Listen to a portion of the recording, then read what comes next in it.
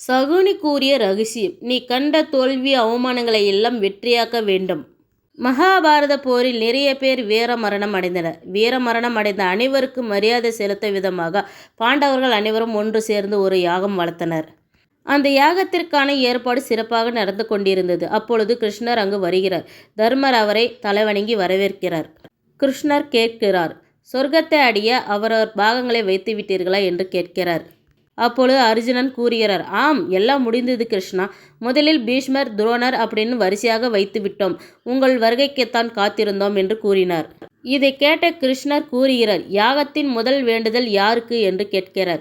அப்பொழுது தர்மர் கூறுகிறார், வேறு யாருக்கு? கண்டிப்பாக இந்த குலத்தின் தோன்றுதலுக்கு முக்கிய காரணமாக இருந்த பீஷ்மருக்குத்தான் அப்படின்னு சொல்லறாரு.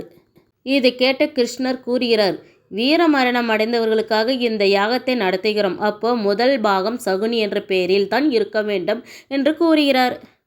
இதை கேட்கவும் பாண்டவர்கள் மிகவும் அதிர்ச்சி அடைந்தனர். சகுனியின் பெயரை கேட்கவும் பீமன் தன் பற்களை எல்லாம் கடிக்க ஆரம்பித்தான். அர்ஜுனன் கைகள் தானாகவே உறைவாளை நோக்கி செல்ல ஆரம்பித்தன. என்ன ஆச்சு கிருஷ்ணா? உங்களுக்கு முதல் பாகம் என்பது நம்ம அளிக்கக்கூடிய மிகப்பெரிய மரியாதை. அது அந்த பாவி சகுனிக்க கொடுப்பது என்று பீமனின் கோபமானது வார்த்தைகளால் வெளியே வந்தது. பாண்டவர்கள் ஆவேசப்பட்டாலும் கிருஷ்ணர் ரொம்ப அமைதியா, ஆமாம், அதற்கு தகுதியானவர் சகுனி மட்டும்தான் என்று கூறினார். அர்ஜுனன் மறுபடியும் பீஷ்மரை விட சகுனி என்ன அவ்வளவு சிறந்தவரா? நயவஜமே உருவமானவனுக்கு வீரமரணம் மரியாதை அப்படின்னு கேட்குறாரு. உடனே கிருஷ்ணர் கூறுகிறார், அர்ஜுனா, வீர மரணம் என்பது போர்க்களத்தில் எதிரியோடு நேருக்கு நேர் மோதி உயிர் துறப்பதற்கு பெயர் வீர மரணம் கிடையாது. நாம் எந்த கொள்கையில் இருக்கின்றோமோ, எப்பேற்பட்ட தியாகங்களை செய்வது, எத்தனை தடைகள் வந்தாலும் அதை தகர்த்துவிட்டு நம்மளுடைய லட்சியம் நிறைவேறதற்கு பிறகு தன் கடமையை முடித்துவிட்டு உயிர் துறப்பதற்கு பெயர்தான் வீர மரணம். இதில் பீஷ்மரை விட சகுனிதான் மிக உயர்ந்தவன் அப்படின்னு கிருஷ்ணர் சொல்லறாரு. இப்பொழுது தர்மருக்கு ஒரு சந்தேகம் வந்தது. பீஷ்மரின் லட்சியம் நிறைவேறாமல் இருக்கலாம். போரில் பாண்டவர்கள் நாங்கள் தோற்று போகவில்லை. ஆனால் எங்களை அழிக்க வேண்டும் என்ற சகுனியின் எண்ணமும் நிறைவேறவில்லையே. பிறகு எப்படி சகுனிக்கு வீரம் மரியாதை செய்வது என்று கேட்கிறார். அதற்கு கிருஷ்ணர் கூறுகிறார், போரில் உடன் பிறந்தவர், உற்றவர், உறவினர், பெற்ற பிள்ளைகள் என்று எல்லாரையும் இழந்துவிட்டு நீங்கள் 5 பேரும் யாரும் இல்லாமல் நடப்பிணமாக வாழ்ந்து கொண்டிருக்கிறீர்கள். என்னுடைய இருப்பு மட்டும்தான் உங்களை இங்கு இருக்க வைக்கின்றது. உங்களுடைய வாரிசுகள் எல்லாமே அழிந்து போய்விட்டன. அதன் பிறகு சகுனியின் ஆசை நிறைவேறவில்லை என்று எப்படி கூறுகின்றீர்கள் என்று பதில் கேள்வி கிருஷ்ணர் கேட்டது. பின்பு பாண்டவர்கள் பதில் பேச முடியாமல் தலைகுனிந்து நின்றனர். இருந்தாலும் அர்ஜுனுக்கு சந்தேகம் தீரவில்லை. அப்படி பார்த்தால் சகுனியின் லட்சியம் எங்களை அழிப்பதை விட துரியோதனுக்கு வெற்றி தேடி தருவதில் தானே இருந்தது. அது நிறைவேறவில்லையா? கௌரவர்கள் எல்லாரும் அழிந்து போய் விட்டார்களே, பிறகு எப்படி அவருக்கு முதல் மரியாதை செய்வது என்று வாக்குவாதம் செய்த ஆரம்பித்தார். கிருஷ்ணர் அதை கேட்டுவிட்டு அமைதியாக கூறுகிறார், அர்ஜுனா, எதை நினைத்து சகுனி தன்னுடைய வாழ்க்கையை ஆரம்பித்தோன அதை செய்துதான் முடித்தான். ஒரு பக்கம் 100 எதிரிகள், இன்னொரு பக்கம் 5 எதிரிகள். உங்கள் 5 பேரை அழிப்பதாக சொல்லியே பல செயல்களின் மூலமாக அந்த 100 எதிரிகளை உங்கள் மூலமாக அழித்து விட்டான். உங்களையும் நடப்பினமாக ஆக்கிவிட்டான். சகுனி, இது ஒரு தெரியாமலே நீங்கள் பேசிக்கொண்டிருக்கின்றீர்கள் என்று சிரித்து கொண்டே கிருஷ்ணர் கூறுகிறார். அவ்வளவு நேரம் அமைதியாக இருந்த திருதராசன் இந்த வார்த்தைகளை கேட்கவும், என்ன, கௌரவர்களை அழிப்பது சகுனியின் லட்சியமா? ஏன் கிருஷ்ணா, ஏன் அப்படின்னு பதத்தத்துடன் கேட்கிறார். ஏனென்றால் தன்னுடைய 100 பிள்ளைகளை இழந்து அவருடைய கோபம் அவரை இப்படி கேட்க வைத்தது. கௌரவர்கள் மட்டும் கிடையாது, ஒட்டுமொத்த உங்கள் குலத்தையே வேரோடு எடுக்க வேண்டும் என்பதுதான் சகுனியின் நோக்கம். லட்சியம் எல்லாமே தனி ஒருவனாக அவன் மட்டும் செய்ய முடியாது இல்லையா? அதற்காகத்தான் கௌரவர்களுக்கும் பாண்டவர்களுக்கும் விரோதத்தை வளர்த்து தன்னுடைய லட்சியத்தை அதன் மூலமாக சகுனி நிறைவேற்றி கொண்டான் அப்படின்னு கிருஷ்ணர் சொன்னார். பாம்பு என்று தெரியாமல் பாலவத்து என்னுடைய 100 பிள்ளைகளின் சாவிற்கு நானே காரணமாகி விட்டனே என்று திருதராசன் பற்களை கடித்து கண்களை தரையில் ஆவேசமாக உதைத்து தன்னுடைய கோபத்தை வெளிப்படுத்தினார். அப்பொழுது கிருஷ்ணர் கூறுகிறார், இல்லை, சகுனி பாம்பு கிடையாது, அடிப்பட்ட புலி. பழிவாங்குவதற்காக காத்திருந்த நேரம் அதை பயன்படுத்தி கொண்டான் அப்படின்னு சொன்னார். திருதராசன் சொல்கிறார், துரோகி, நல்லவனை போல நடித்து என்னை இப்படி ஏமாற்றி விட்டானே அப்படின்னு கதறினார். இதையெல்லாம் கேட்டுவிட்டு கிருஷ்ணன் அமைதியாக பதில் கூறுகிறார், இங்கு இருக்கும் அனைவரும் விட சகுனி மிகவும் நல்லவன்தான். உங்கள் பிள்ளை துரியோதனை கொண்டதற்காக பீமனை கொல்ல நினைத்த நீங்கள் நல்லவங்க தானே. அபிமன்யுவை கொண்ட ஜெயதுரதனை பழிவாங்கிய அர்ஜுனன் நல்லவன் தானே. பாஞ்சாலி சபதம் நிறைவேறதற்காக துரியோதனை கொண்ட பீமன் நல்லவன் தானே. அப்போ தன்னுடைய கண் முன்னாடியே தன்னுடைய குடும்பத்தினர் ஒருத்தராக உணவும் இல்லாமல் உயிர் துறப்பதை பார்த்த சகுனி, அதற்கு காரணமாக இருந்த உங்களுடைய குலத்தை அழிக்க நினைத்த அதற்காகவே உயிர் வாழ்ந்த சகுனி உங்கள் எல்லாரையும் விட கண்டிப்பாக நல்லவன் தான் அப்படின்னு கிருஷ்ணர் சொல்லறாரு. திருதராசனுக்கு கூடுதல் அதிர்ச்சியாக இருந்தது. என்ன சொல்கிறாய் கிருஷ்ணா? எங்கள் குலத்தால் சகுனி குலம் அழிந்திருச்சா? இது என்னால் நம்பவே முடியல. என்னுடைய மனைவின் சகோதரன் என்பதனால் நானே அவனை வளர்த்து வந்தேனே. அப்புறம் அவனுடைய குடும்பம் அழிவதற்கு நாங்கள் எப்படி காரணமாக இருக்க முடியும்? சகுனி வாழ்வின் சரித்திரம்தான் என்ன கதறிக்கொண்டே கேட்கிறார். அப்ப கிருஷ்ணர் சொல்கிறார், அது எனக்கும் பீஷ்மருக்கும் மட்டும் தெரிந்த விஷயம். அது இருக்கட்டும், நான் சொன்னது மாதிரி சகுனிக்கு முதல் பாகம் தர முடியுமா முடியாதா அப்படின்னு கேட்குறாரு. அதற்கு தர்மர் மிகவும் அமைதியாய், கிருஷ்ணா கோவப்படாத. யாகத்தின் முதல் பாகம் யாருக்குமே தீங்களிக்காத, யாருக்கும் தவறு செய்யாத பீஷ்மரை விட்டுட்டு சகுனிக்கு தர சொல்வதை எங்களுடைய மனது ஏற்றுக்கொள்ளவில்லை அப்படின்னு சொன்னார். கிருஷ்ணர் சொல்கிறார், தர்மா வீரனா நல்லவனா ஒழுக்கமானவனா இருந்த சகுனியை இந்த நிலைமைக்கு ஆளாக்கியதே பீஷ்மர் தான் என்று உனக்கு தெரியுமா? சகுனியின் குடும்பத்தையே உங்கள் குலத்தின் பெருமையை குறைத்து விடக்கூடாது என்பதற்காக அழித்து மறைத்து வைத்தவர் பீஷ்மர் தான். அது உனக்கு தெரியுமா? அந்த குடும்பத்தில் தப்பி பிழைத்தவன் தான் சகுனி மட்டும்தான். தன்னுடைய வாழ்க்கையை மாற்றிக்கொண்டான். தன்னுடைய லட்சியம் வெல்ல வேண்டும் என்பதற்காக மட்டுமே அவன் இப்படி நடந்து கொண்டான். இதில் என்ன தவறு இருக்கின்றது? போரில் நாம் ஜெயிக்க வேண்டும் என்பதற்காக பல அதர்மங்களை தர்மங்களை மாற்றும் பொழுது அவனுடைய லட்சியம் வெல்ல வேண்டும் என்பதற்காக அவன் செய்த செயல்கள் எல்லாருமே தர்மம்தான் அப்படின்னு கிருஷ்ணர் சொல்லறாரு. அப்போ பாஞ்சாலியை துயிலிருக்க வைத்தது சகுனிதான், அது தர்மமா அப்படின்னு கேலியா கேட்டான்.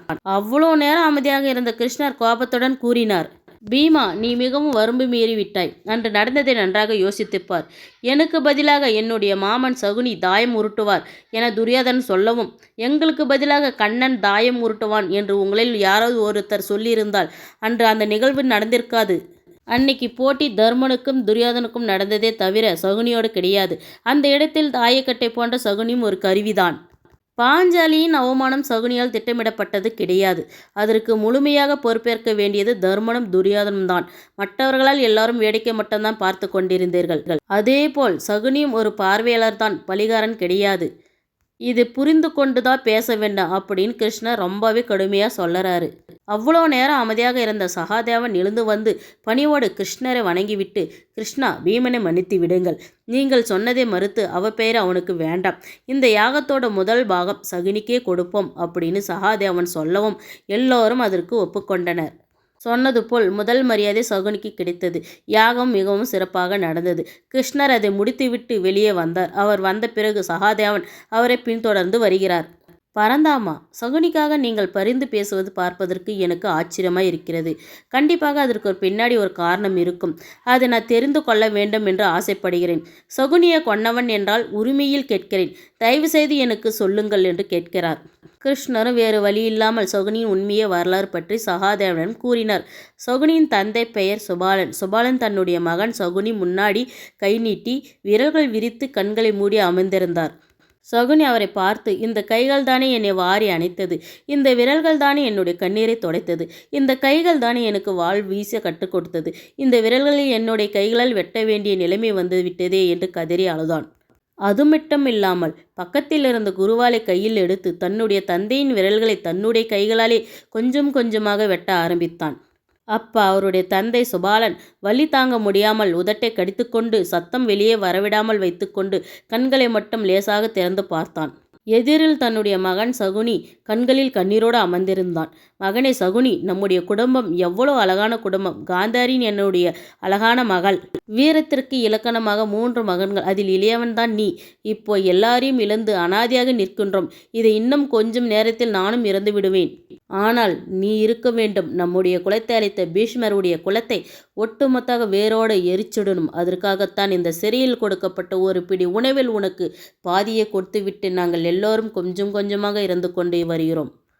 எங்கள் எல்லாருடைய இழப்பினை நேரில் பார்த்த உன்னுடைய கண்கள் நாளைக்கு பீஷ்மருடைய குலத்தின் ஒருத்தராக இருக்கும் பொழுது அதை பார்த்து நீ மகிழ்ச்சி அடைய வேண்டும். அதற்கு காரணம் நீயாகத்தான் இருக்க வேண்டும் அப்படின்னு சொன்னார். அப்பொழுதுதான் சகுனி கேட்கிறார், என்னிடம் அவ்வளோ பலம் இல்லையே, அதற்கு நான் என்ன செய்வது அப்படின்னு கேட்கிறார். மகனே, உன்னுடைய பலம் என்பது உடல் வலிமையை சார்ந்தது கிடையாது, மன வலிமையை சார்ந்தது. அதை உன் புத்தி வழியாகத்தான் நீ பிரயோஜனமாக படுத்தணும். திட்டங்களால் எதிரிகளை தகர்க்கணும். யாரையும் நேரடியாக எதிர்க்கக்கூடாது. வேறு யாராவது துண்டிவிட்டு நீ யாரை அழிக்க நினைக்கிறாயோ அவரை அழிக்கும் சந்தர்ப்பத்திற்காக காத்திருக்கணும். குழப்பங்களை உண்டாக்கும் நிர்மூலமாகும் உன்னுடைய எதிரிகளை இன்று முதல் சகுனி என்ற பெயரை கேட்டாலே இதுதான் பொருளாக இருக்க வேண்டும். நீ வெட்டிய என்னுடைய விரல்களை தாயக்கட்டியாக வைத்துக்கொள். நீ எப்போ எதை நினைத்து உருட்டினாலும் அந்த எண்ணாகத்தான் நான் வந்து விழுவேன். அந்த நேரத்தில் இதை பயன்படுத்துவதுதான் உன்னுடைய திறமை அப்படின்னு சொன்னார். தந்தையே, நாம் என்ன தவறு செய்தோம்? எதற்காக பீஷ்மர் நம்மளை இப்படி அழிக்க துணிக்கிறார்? நம்முடைய சகோதரி காந்தாரியை கூட அவர் தானே பெண் கேட்டு வந்தார். அதனால தானே திருதராசனுக்கு மனம் முடித்து கொடுத்தோம். பிறகு ஏன் நமக்கு இந்த முடிவு என்று சகுனி கேட்டான். மகனே, காந்தாரியின் ஜாதகப்படி அவள் முதல் கணவனாக வருபவனின் உயிர் பலியாகிவிடும் என்று இருந்ததால் ஒரு ஆட்டுக்கிடாவை சாஸ்திரப்படி அவளுக்கு திருமணம் செய்து வைத்து அதை பலியிட்டோம். அதன் பிறகு கொஞ்ச நாள் கழித்து தான் திருதராசனை இரண்டாவதாக திருமணம் செய்து வைத்தோம். இது பீஷ்மருக்கு தெரியவும் மிகவும் கோபப்பட்டார். நம்முடைய விளக்கத்தை அவர் ஏற்றுக்கொள்ளவில்லை. ஆடாக இருந்தாலும் அது பலியானதுதான். காந்தாரின் விதவைதானே. ஒரு விதவையை எங்களுடைய குலத்திற்கு கட்டி வைத்து எங்கள் குலப்பிறவியை சீரழித்து விட்டீர்கள். நீங்கள் வெளியில் இருந்ததால் இந்த ரகசியம் வெளிப்பட்டு நாளைக்கு இந்த உலகமே எங்களுடைய குலத்தை பற்றி கேவலமாக பேசும் என்று பீஷ்மர் பொங்கி எழுந்தார். அதனால தான் நம்மளை சிறையில் அடைத்து தர்மத்திற்காக தினமும் ஒரு கைப்பிடியால் உணவை கொடுக்கிறார். அதை நாங்கள் சாப்பிடாமல் தினமும் சேகரித்து வைத்து உனக்கு கொடுத்து வருகிறோம். உன்னை வளர்ப்பது நம்முடைய குலத்தை வளர்ப்பதற்காக இல்லை, பீஷ்மரின் குலத்தை அழிப்பதற்காக. அதனால் அன்பு, பாசம், கருணை, நேசம் எதையும் நெஞ்சில் வைத்து கொள்ளாமல் வெறுப்பு, பழி, வெஞ்சினம், இகழ்ச்சி இதை மட்டும்தான் மனதில் வைத்து கொள்ள வேண்டும் என்று அப்படின்னு சொல்லாரு. இதை சொல்லி கொண்டிருக்கும் பொழுதே சுபாலின் கண்கள் இருள ஆரம்பித்தது. தன்னுடைய உயிர் தன்னை விட்டு பிரிய போவதை உணர ஆரம்பித்தார். தன்னுடைய ஒட்டுமொத்த உயிர் சக்தியை ஒரு கையில் கொண்டு வந்து ஒரு வாளை எடுத்து சகுனியின் கணுக்காலில் வாளின் பின்பகுதியில் ஓங்கி அடித்தார். வாளி தாங்க முடியாமல் சகுனி அலறினான். தந்தையே, என்ன இது? எதற்காக இப்படி ஒரு காரியம் செய்தீர்கள்? வாழ்நாள் முழுவதும் என்னை ஊனமாக்கி விட்டீர்களே. கால் தாங்கி தாங்கி நான் நடப்பதை பார்த்து அனைவரும் என்னை ஏளனம் செய்வார்களே. ஒரு தந்தை மகனுக்கு செய்யக்கூடிய காரியமா இது என்று கோபப்பட்டான். மகனே, என்னை மன்னித்துவிடு. இனி உன்னை பார்க்கும் அனைவரும் உன்னை ஏளனமாகத்தான் பார்க்க வேண்டும். அது உன்னுடைய நெஞ்சில் கேவலமாக பதிய வேண்டும். கோபத்தையும் வெறுப்பையும் அவர்கள் மீது உண்டாக்கும் பொழுது அது எரிதலா உன் மனதில் பரவ வேண்டும். அதனால் எல்லோரிடத்திலும் நீ அன்பு செலுத்தவே முடியாது. நீ வேதனையோடு எடுத்து வைக்கும் ஒவ்வொரு அடியும் உன்னை ஏளனமாக மற்றவர்களை பார்க்க வைக்க செய்யும். அந்த ஏளனமே அவர்களுடைய அழிவுக்கு காரணமாகும். உன்னுடைய இந்த நிலைமைக்கு காரணமாக இருக்கக்கூடியது பீஷ்மர் மட்டும் இல்லை, அவரை காக்க நினைத்த இந்த குலம்தான். அதை அழிப்பதுதான் உன்னுடைய நோக்கமாக இருக்க வேண்டும். மகனே, அதை அழிப்பேன் என்று எனக்கு வாக்கு கொடு அப்படின்னு சொல்லி கொண்டிருக்கும் பொழுதே சுபாலின் உயிர் பிரிந்தது. தன்னுடைய தந்தையின் முகத்தை பிடித்து அழுத சகுனியின் அலறல் சத்தம் பீஷ்மரின் காதில் கேட்டது. ஆனால் அது தன்னுடைய குலத்தின் அழிவுக்கான ஆரம்பம் சங்குவாசை என்பது பீஷ்மர் அந்த நேரத்தில் உணரவே இல்லை. இவ்வளோ நேரம் இந்த கதையை கேட்டுக்கொண்டிருந்த சகாதேவனுக்கு பேரதிர்ச்சி. அப்பொழுதுதான் கிருஷ்ணர் கூறுகிறார், சகாதேவா, காலத்துடைய மறு உருவம்தான் நீ. அதனால்தான் எதிர்காலத்தை அறியக்கூடிய ஜோதிட கலையானது உனக்கு நன்றாகவே தெரியும். சகுனியை கொன்றது நீ கிடையாது. அவருடைய லட்சியம் முடிந்ததற்கு பிறகு உன் உருவமான காலம்தான் அவனை அழித்தது. அதனால் நீ கவலை கொள்ளாதே. அது மட்டும் இல்லாமல் இந்த பிரபஞ்சத்திலேயே சகுனி ஒருவன் மட்டும்தான் அனுதினமும் என்னை நினைத்து கொண்டே இருப்பான்.